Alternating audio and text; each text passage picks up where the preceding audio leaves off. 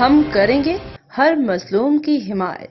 السلام علیکم، میں ہوں حرین فاطمہ اور آپ دیکھ رہے ہیں حمایتی نیوز HD چینل۔ نظر ڈالتے ہیں آج کی اہم خبروں پر۔ ابراہیم حیدری ٹاؤن ناقص نظام صفائی اور ٹوٹ پھوٹ کا شکار سڑکیں عوام کے لیے عذاب بن گئی۔ نذیر بھٹو کی ذمہ داری کے علاقوں میں شدید انتظامی غفلت، چودھری حمید کی سخت تنقید۔ ابراہیم حیدری ٹاؤن کے علاقے بھینس کالونی میں صفائی سڑکوں کی حالت انتہائی خستہ ہو چکی ہے۔ علاقے کے مکین بدترین انتظامی غفلت اور سہولیات کے فقدان کے باعث شدید مشکلات کا شکار ہیں۔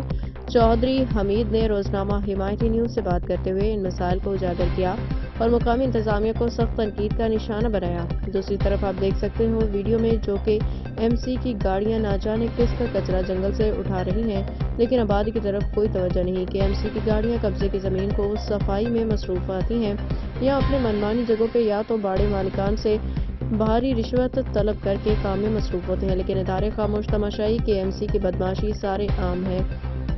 اہم متاثرہ علاقے چودھری حمید کے مطابق road number 3، road number 5، road number 6، road number 8، road number 9 اور روڈ نمبر 10 سمیت 0 پوائنٹ سے منسلک تمام سڑکیں ٹوٹ پھوٹ کا شکار ہیں۔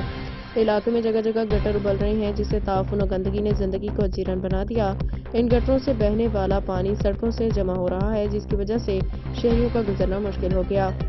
یہ جو مرے ہوئے جانور آپ کو نظر آ رہے ہیں یہ کچھ ہی دنوں میں نذیر بھٹو کے گھر اور جاوید اقبال کاکو کے گھر کے سامنے پھینکے جائیں گے۔ راجہ عبدالرزاق کے گھر، MNA آغا رفیع اللہ کے گھر بھی یہی مردہ جانور ان کے گھروں کے سامنے پھینکے جائیں گے تاکہ لوگوں کو بھی اس اذیت کا پتہ چلے کہ عوام کیسے اس بدبو میں رہ رہی ہے اور جی رہی ہے۔ نذیر بھٹو کی عدم فعالیت پہ سوالیہ نشان۔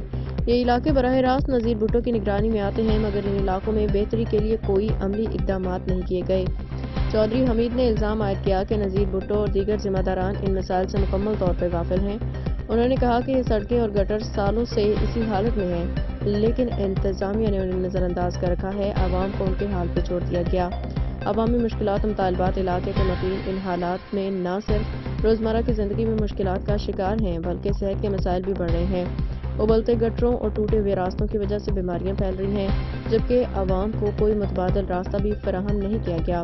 چودھری حمید نے مطالبہ کیا کہ سڑکوں کی فوری مرمت کی جائے، گٹروں کی صفائی اور نکاسی کا مؤثر انتظام کیا جائے، نذیر بھٹو اور دیگر ذمہ داران کے خلاف سخت کارروائی کی جائے۔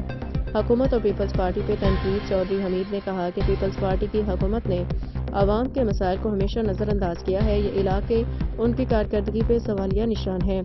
اگر ان مسائل کا فوری حل نہ نکالا گیا تو عوام مزید مشکلات میں گر جائیں گی۔